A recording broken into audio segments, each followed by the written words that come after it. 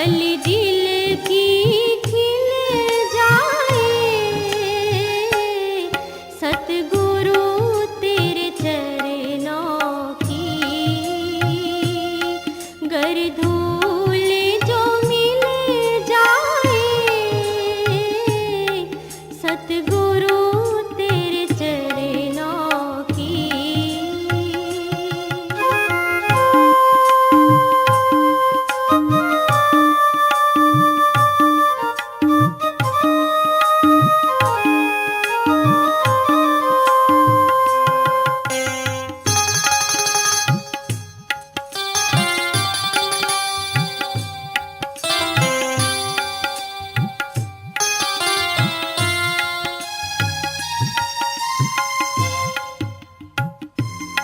गम जितनी भी दो चाहे,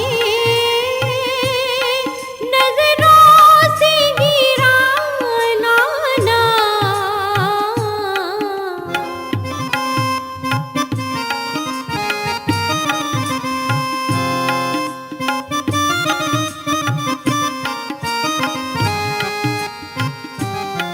गम जितनी भी दो चाहे,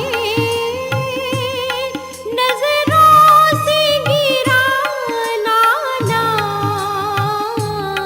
नजरों से जो गिर जाए वो कभी ना संभल पाए, सतगुरु तेरे चरणों की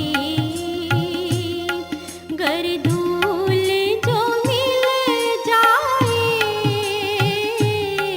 सतगुरु तेरे चरणों की।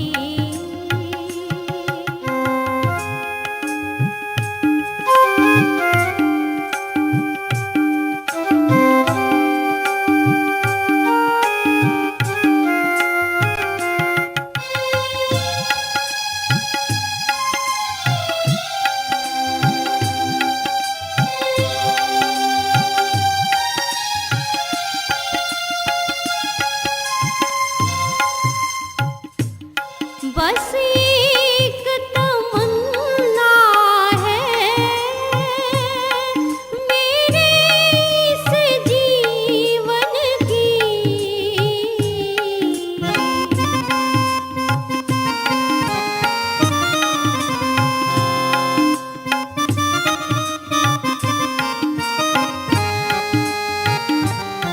बस एक तमन्ना है मेरे इस जीवन की, तुम सामने हो मेरे, मेरा दम भी निकल जाए, सतगुरु तेरे चरणों की गर धूल जो मिल जाए, सतगुरु तेरे चरणों की।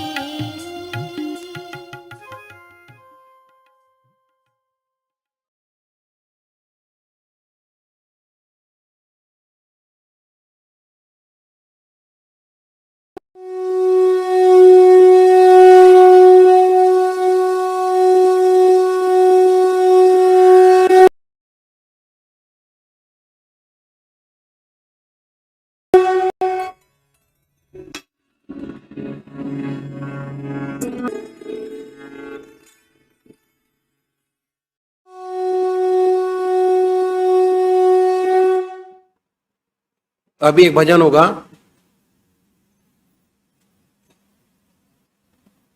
और भजन के साथ साथ सभी भाई बहन अपने अपने इष्ट का ध्यान करेंगे, जिसको जो मानता है, जिसको जो मानता है उन्हीं की आराधना करेंगे। इष्ट का मतलब आपके इष्ट देव, चाहे वो निराकार हो चाहे वो साकार हो,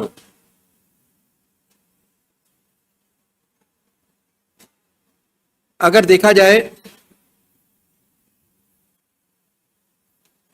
तो भक्त दो प्रकार के, एक साकार पुजारी और दूसरे निराकार।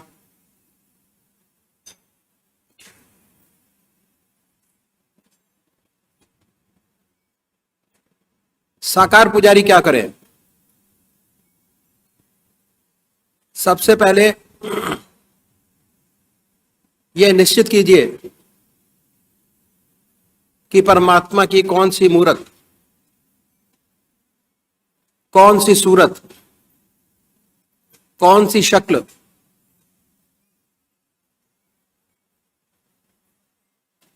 कौन सी परमात्मा का स्वरूप आपकी आत्मा को सबसे ज्यादा प्यारा लगता है।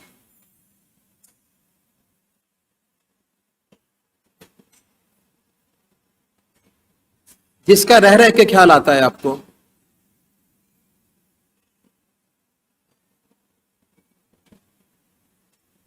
जिसका रह रह के ख्याल आएगा, उसी का मनन करेंगे, उसी का चिंतन करेंगे,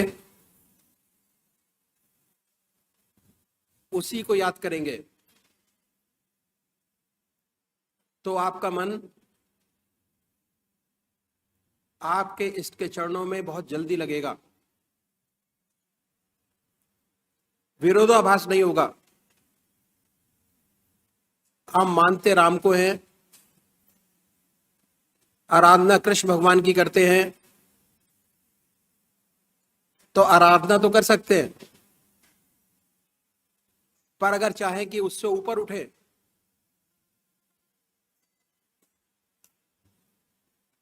ध्यान की असली स्थिति, असली आनंद आपको प्राप्त हो जीवन का, वो जब ही प्राप्त हो पाएगा जब आप खूब अच्छी तरीके से उसमें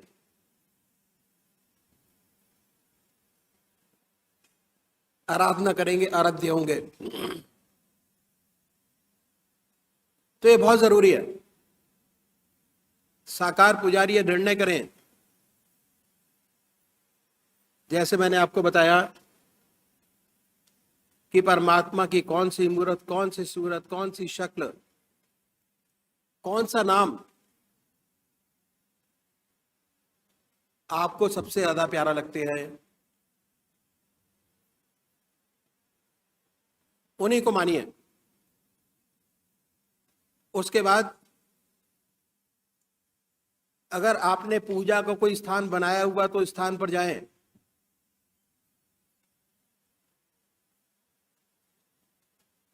बड़े प्यार से उस स्थान पर बैठिए, आसन लगाइए, सुख आसन से बैठें,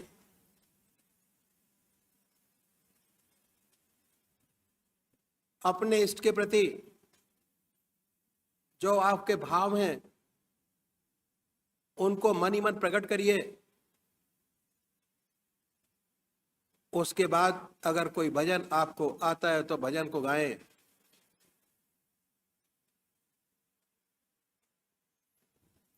अगर भजन नहीं बनता तो भावना बनाएं, ये प्रभु हमारे पर कृपा करिए, जो हमारी जिंदगी की प्रॉब्लम्स हैं वो समाप्त हों, वो कम हों। अपने मन को अपने इष्ट देव के प्रति अर्पित करिए। उसके बाद धूप दीप जलाएं,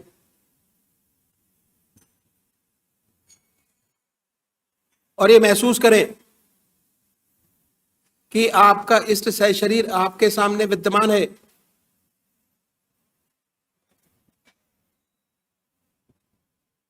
बड़ी बड़ी आंखें हैं, गोल चेहरा है, जटाएं हैं, सर्पों की माला है, जो आपको अपने इष्ट देव की मूर्त सबसे ज्यादा अच्छी लगती है, जिसको बड़े आराम से आप चित्रित कर सकते हैं अपने सामने बनाए, बड़े प्यार से, बड़े प्रेम से, बड़े आनंद में अपने इष्ट देव के चित्रण को देखिए अपने सामने। और जब वो चित्र सामने हो, स्पष्ट हो जाए,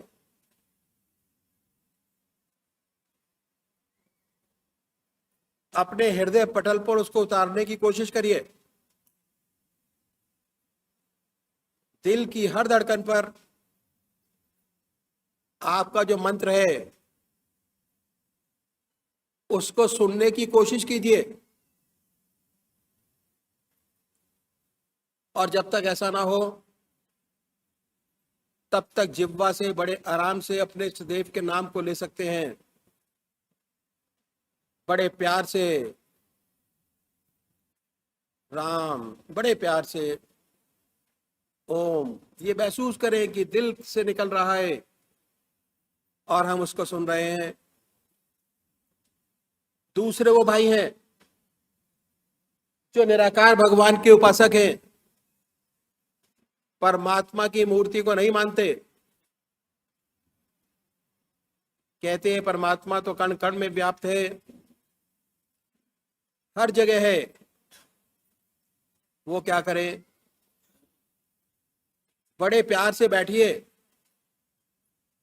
आनंद में बैठिए, धूप दीप जलाएं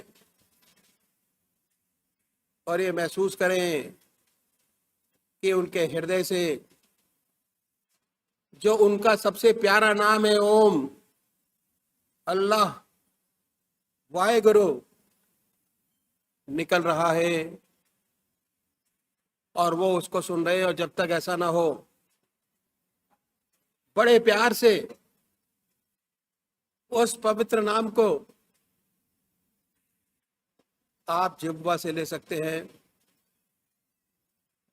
ये दो तरीके बताए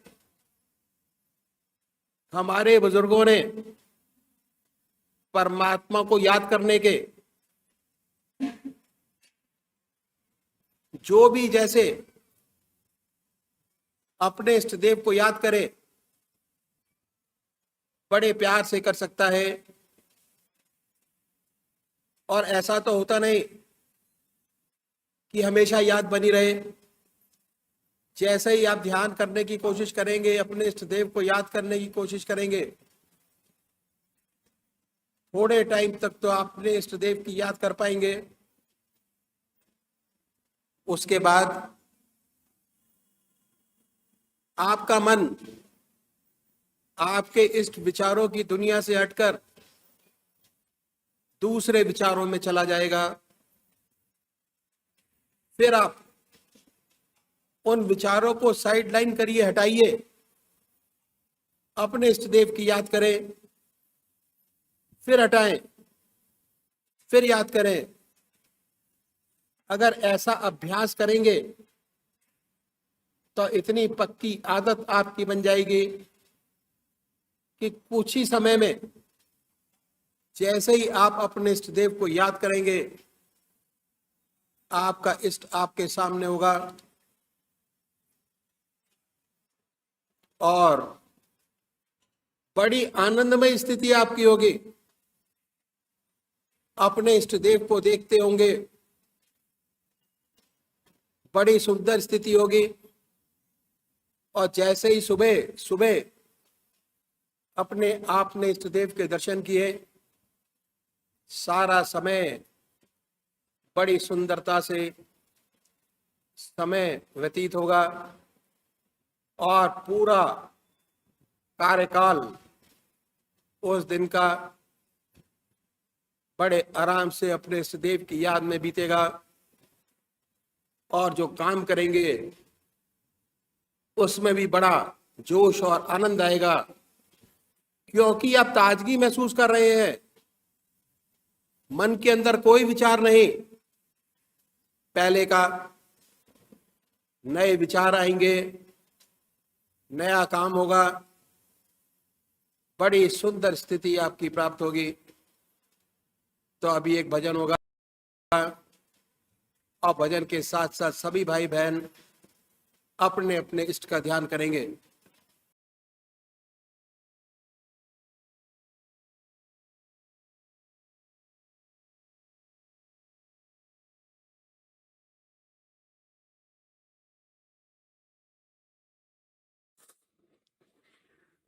ओम।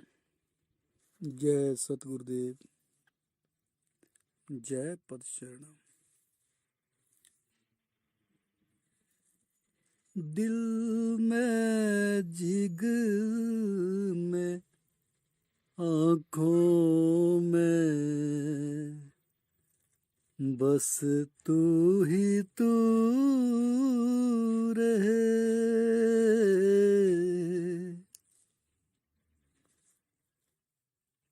दिल में जिगर में आँखों में बस तू ही तू रहे। इसके सिवा न और कोई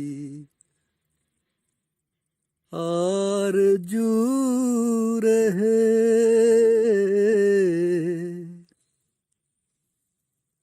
इसके सिवा न और कोई आरज़ू रहे।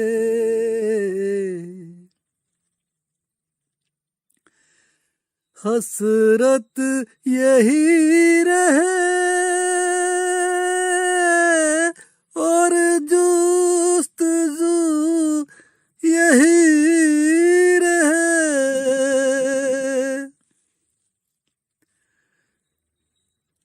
हसरत यही रहे और जुस्तजू यही रहे। जुस्तजू यही रहे। नजरें जिद उठाऊं उधर तू ही तू रहे। नजरें जिद उठाऊं उधर तू ही तू रहे। इसके सिवा न और कोई आरज़ू रहे।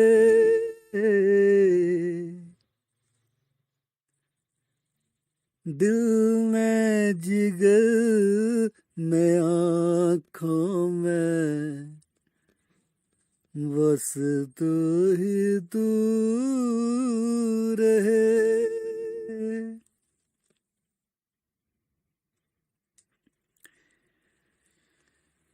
इस इल्तिजा के बाद कोई इल्तिजा नहीं।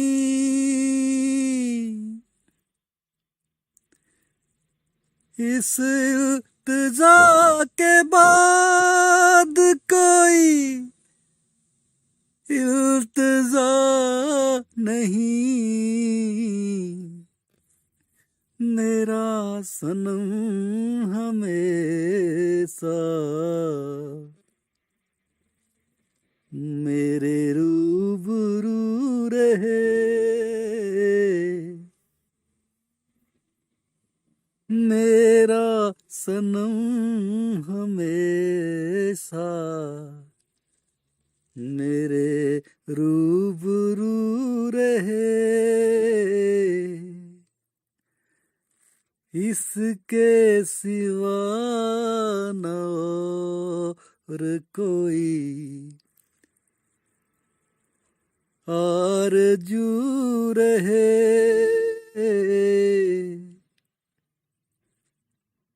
दिल में जिगर में आँखों में बस तू ही तू रहे।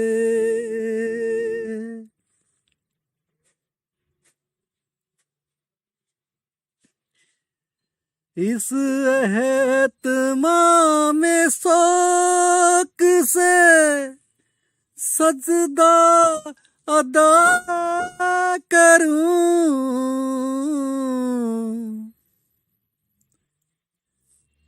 इस एहतमाम शौक से सजदा अदा करूं,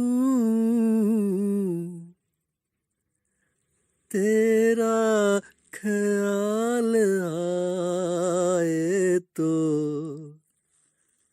दिल वाबजू रहे, तेरा ख्याल आए तो दिल वाबजू रहे, इसके सिवा न और कोई आरज़ू रहे, दिल में जिगर में आँखों में बस तू ही तू रहे।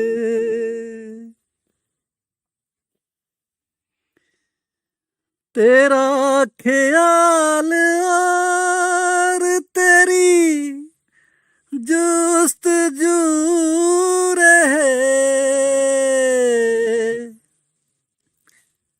तेरा ख्याल और तेरी जुस्तजू रहे, मैं न रहूं, मुझ में फक्त तू ही तू रहे, मैं न रहूं, मुझ में फक्त तू ही तू रहे, इसके सिवा न और कोई आरज़ू रहे, दिल में जिगर में आँखों में बस तू ही तू रहे।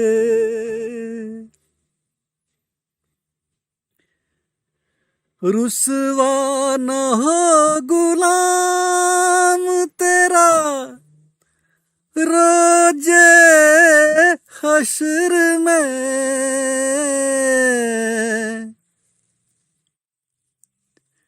रुसवा न हो गुलाम तेरा रोजे हश्र में, बस इतना चाहता हूँ मेरी आबरू रहे, बस इतना चाहता हूँ मेरी आबरू रहे, इसके सिवा न और कोई आरज़ू रहे दिल में जिगर में आँखों में बस तू ही तू रहे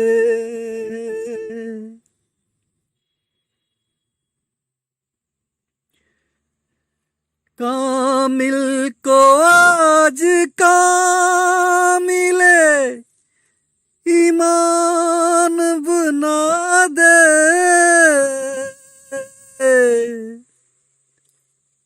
कामिल को आज कामिले ईमान बना दे ये जिंदगी रहे न रहे आबरू रहे ये जिंदगी रहे न रहे आबरू रहे इसके सिवा न और कोई आरज़ू रहे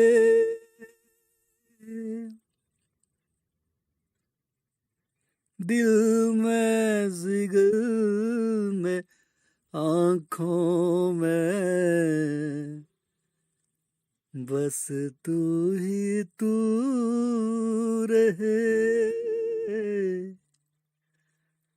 बस तू ही तू रहे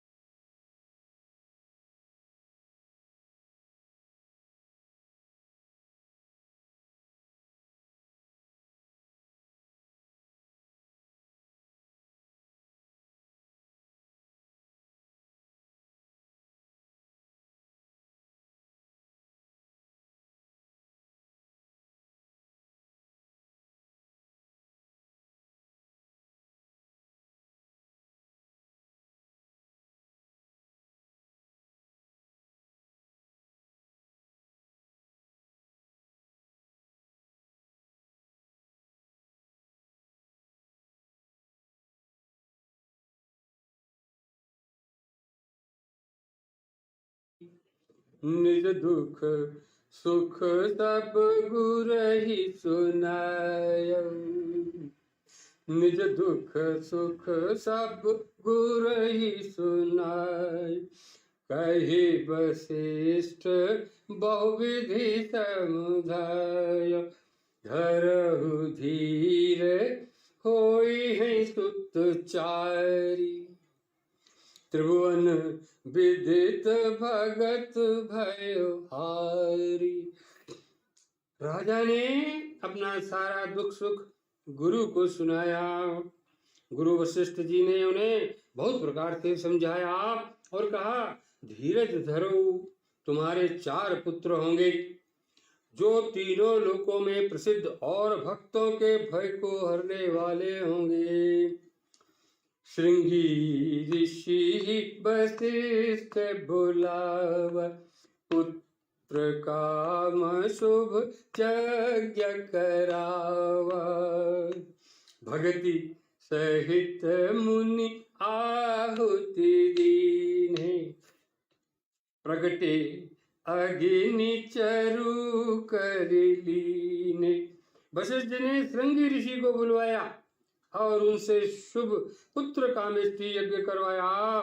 मुनि के भक्ति सहित आहुतियां देने पर अग्निदेव हाथ में चरु हविष्यान्न खीर लिए प्रकट हुए। जो वशिष्ठ कछु हृदय विचार। सकल काजु भाव सिद्ध तुम्हारा। यह अभिबाटी देहु नृपुजाई। जथा जोग जही भाग बनाई। और हृदय से और दशरथ जी से बोले, वशिष्ठ जी ने हृदय में जो कुछ विचारा था तुम्हारा वह सब काम सिद्ध हो गया। हे राजन, अब तुम जाकर इस हविष्यान्न पायस को जिसको जैसा उचित हो वैसा भाग बनाकर बांट दो। तब अदृश्य भय पावक सकल सब ही समुझाय। परमानंद मगन नृप हर्ष न हृदय समाय। सियावर राम जय जय राम। तदनंतर अग्निदेव सारी सभा को समझाकर अंतर ध्यान हो गए। राजा परमानंद में मग्न हो गए। उनके हृदय में हर्ष समाता न था। तब ही राय प्रिय नारी बुलाई। कौशल्या दिखता चली आई। अर्ध भाग कौशल्य ही दीन। उभय बाग आधे करी दीन। उसी समय राजा ने अपनी प्यारी पत्नियों को बुलाया। कौशल्या आदि सब रानियां वहां चली आईं। राजा ने खीर का आधा भाग कौशल्या को दे दिया और शेष आधे के 2 भाग किए। कैकेयी कह नृप सोदय। रहो सो उभय भाग पुनि भय। कौशल्या के कई हाथ धरी।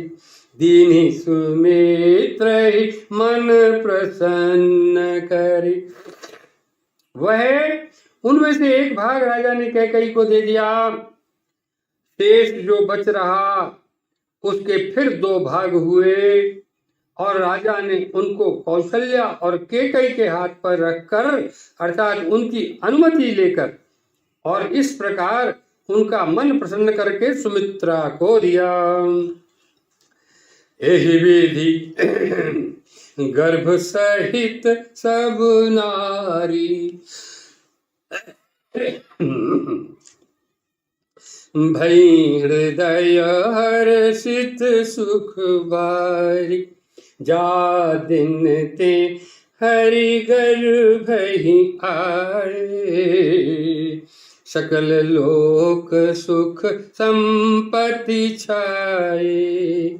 मंदिर मह सब राजहि रानी, शोभा शील तेज की खानी।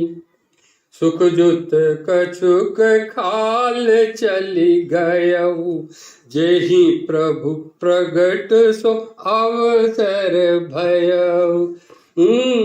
शोभाशील और तेज की खान बनी हुई सब रानियां महल में सुशोभित हुई। इस प्रकार कुछ समय सुखपूर्वक बीता और वो अवसर आ गया जिसमें प्रभु को प्रकट होना था। जोग लगन ग्रह बार तिथि, सकल भय अनुकूल। चर अर अचर हर्ष जुत, राम जन्म सुख मूल। सियावर राम जय जय राम। योग लग्न ग्रह वार और तिथि सभी अनुकूल हो गए।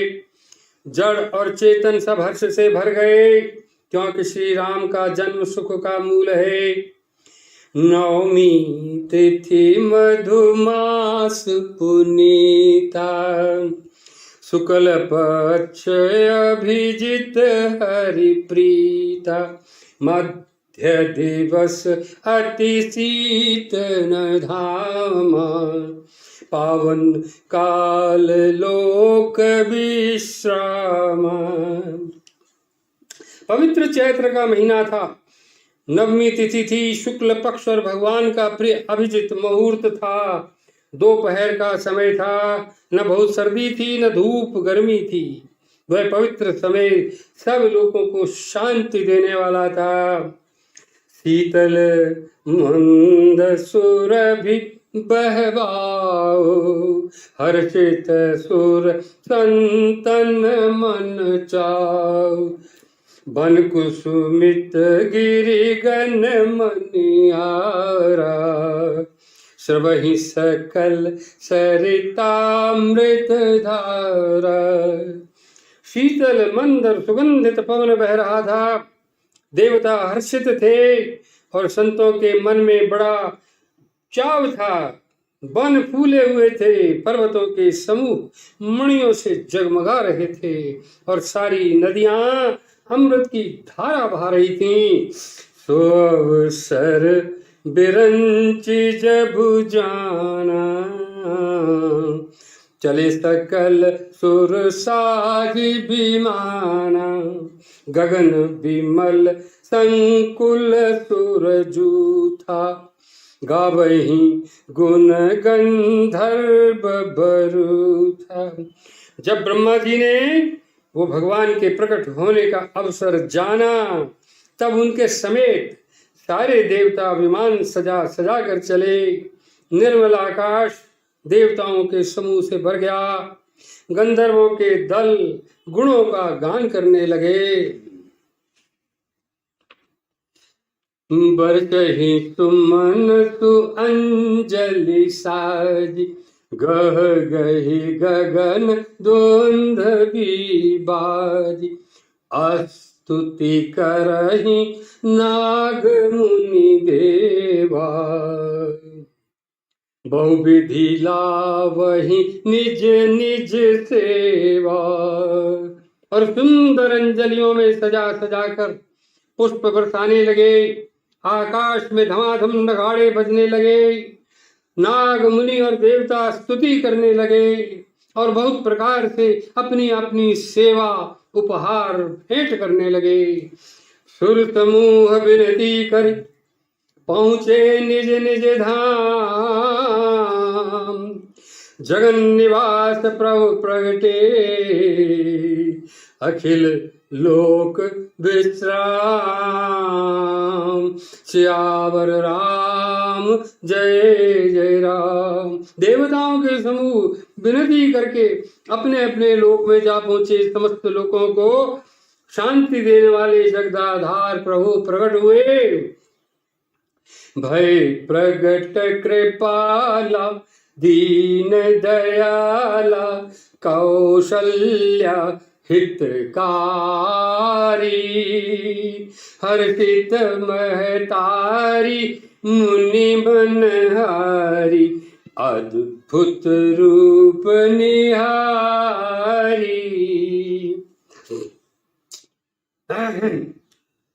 लोचन अभिराम तनु घन श्याम, निज आयुध भुज चारी, भूषण बनमाला नयन विशाला, शोभा सिंधु खरारी। दीनों पर दया करने वाले कौशल्या जी के हितकारी कृपालु प्रभु प्रकट हुए। मुनियों के मन को हरने वाले उनके अद्भुत रूप का विचार करके माता हर्ष से भर गईं। नेत्रों को आनंद देने वाला मेघ के समान श्याम शरीर था। चारों भुजाओं में अपने खास आयुध धारण किए हुए थे। दिव्याभूषण और वनमाला पहने थे। बड़े बड़े नेत्र थे। इस प्रकार शोभा के समुद्र तथा खर राक्षस को मारने वाले भगवान प्रकट हुए। कहे दुई कर जोरी स्तुति तोरी, केहि विधि कराऊं अनंता, माया गुण ज्ञानातीत अवमाना, वेद पुराण भनंता, करुणा सुख सागर सब गुण आगर, जेहि गावै श्रुति संता, सो मम हित लागी जन अनुरागी, प्रयो प्रगट श्रीकंता।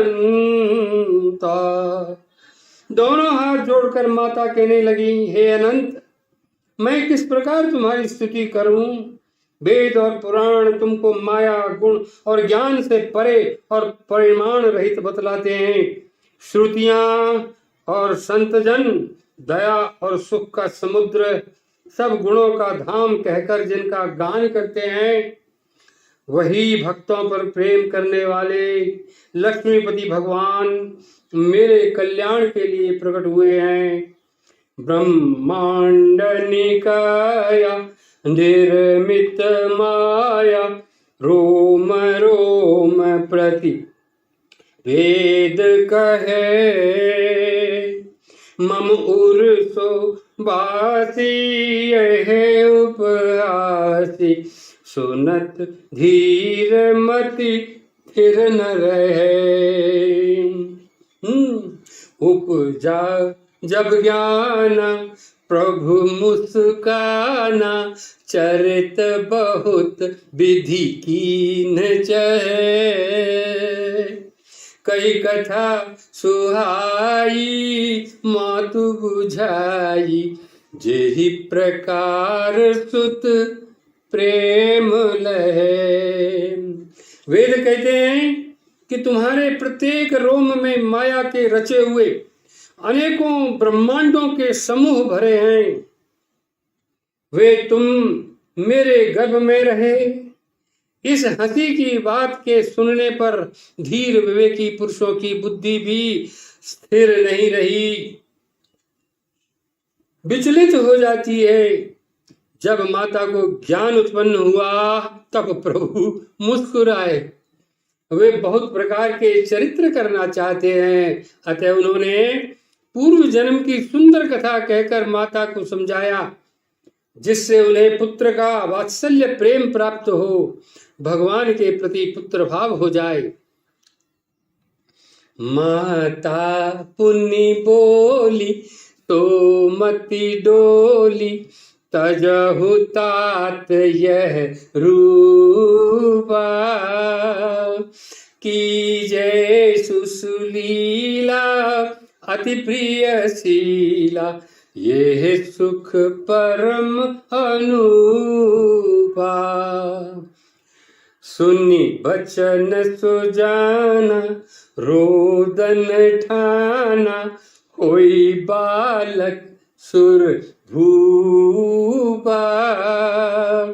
ये चरित जे गावहीं हरिपद लावहीं, तेन परहि भवकूपा। माता की वह बुद्धि बदल गई तो वो फिर बोली, हे तात, ये रूप छोड़कर अत्यंत प्रिय बाल लीला करो, मेरे लिए ये सुख परम अनुभव होगा। माता का ये वचन सुनकर देवताओं के स्वामी सुजान भगवान ने बालक रूप होकर रोना शुरू कर दिया। तुलसीदास जी कहते हैं, जो इस चरित्र का गान करते हैं वे श्री हरि का पद पाते हैं और फिर संसार रूपी कूप में नहीं गिरते। विप्रधेनु सुर संत हित लीन मनुज अवतार, निज इच्छा निर्मित तनु, माया गुण गोपाल सियावर राम जय जय राम। ब्राह्मण, गौ, देवता और संतों के लिए भगवान ने मनुष्य का अवतार लिया। वे अज्ञानमयी मलिना माया और उसके गुण सत रज तम और बाहरी तथा भीतरी इंद्रियों से परे हैं।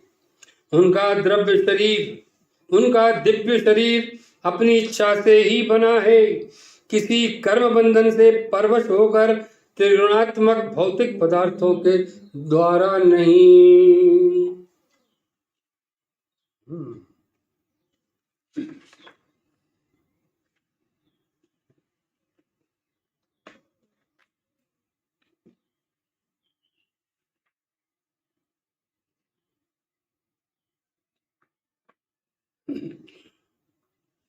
ओम शांति शांति शांति।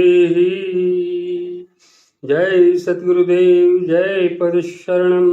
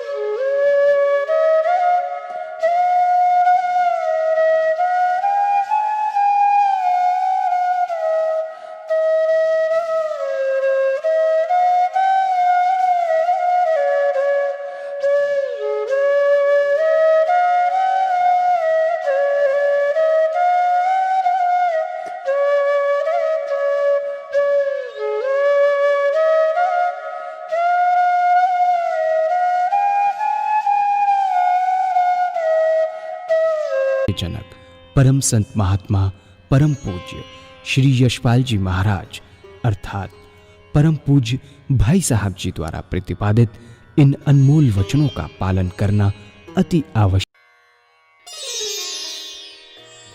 अनमोल वचन अखिल भारतीय संतमत सत्संग के संस्थापक और गृहस्थ में आनंद योग के जनक परम संत महात्मा परम पूज्य श्री यशपाल जी महाराज अर्थात परम पूज्य भाई साहब जी द्वारा प्रतिपादित इन अनमोल वचनों का पालन करना अति आवश्यक है।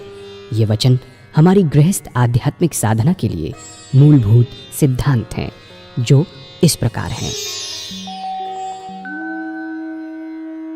हम दुनिया की हर चीज की कीमत आंकते हैं, अपने मानव जीवन की कीमत भी जानें व परमात्मा की प्राप्ति हेतु साधना करें। मनुष्य योनि एक उपहार है, इसीलिए परमात्मा को धन्यवाद देते हुए आधा घंटा प्रातःकाल, आधा घंटा सायंकाल पूजा अवश्य करें। सत्संग, सतनाम व सद्गुरु को प्राथमिकता देते हुए इसी के आधार पर ध्यान योगाभ्यास अवश्य करें व गृहस्थ के कार्यों को परमात्मा का कार्य समझकर उसी की याद में संपन्न करें। हर समय ये ध्यान रहे कि गुरु कृपा द्वारा परमात्मा की पवित्र सत्ता का हमारी आत्मा में वास है, अतः मन में निरंतर अपने इष्ट देव का जाप करें। मान सम्मान की इच्छा ना करें व अपमान से दुखी ना हो। परमात्मा के अतिरिक्त किसी और का भय ना करें। दूसरों की बुराई न करें, न सुने, सत्य व मधुर बोलें, अश्लील शब्द मुंह से ना निकालें, सभी से नम्रतापूर्ण व सुंदर व्यवहार करें। धर्म पत्नी के अतिरिक्त अपने से बड़ी से माता जैसा, बराबर की से बहन जैसा व छोटी से पुत्री जैसा व्यवहार करें। सांसारिक जीवन यापन की आवश्यकताएं अंतहीन हैं, इसीलिए अधिक से अधिक समय सत्संग में व धन परोपकार में खर्च करें। याद रखें, न स्त्री माया है, न धन दौलत, न ही परिवार। माया वह है जो हृदय को परमात्मा से दूर हटा दे। अतः निरंतर सत्संग और सद्गुरु की शरण में रहने का प्रयास करें। भोजन अपने इष्ट को अर्पण कर प्रसाद रूप में परमात्मा की याद में करें। रात्रि में सोने से पहले अच्छे बुरे कार्यों का आत्मनिरीक्षण कर उसका समुचित पश्चाताप करते हुए ध्यान करें व प्रभु की गहरी याद में ही विश्राम करें। परमात्मा तू ही है, तेरी इच्छा पूर्ण हो।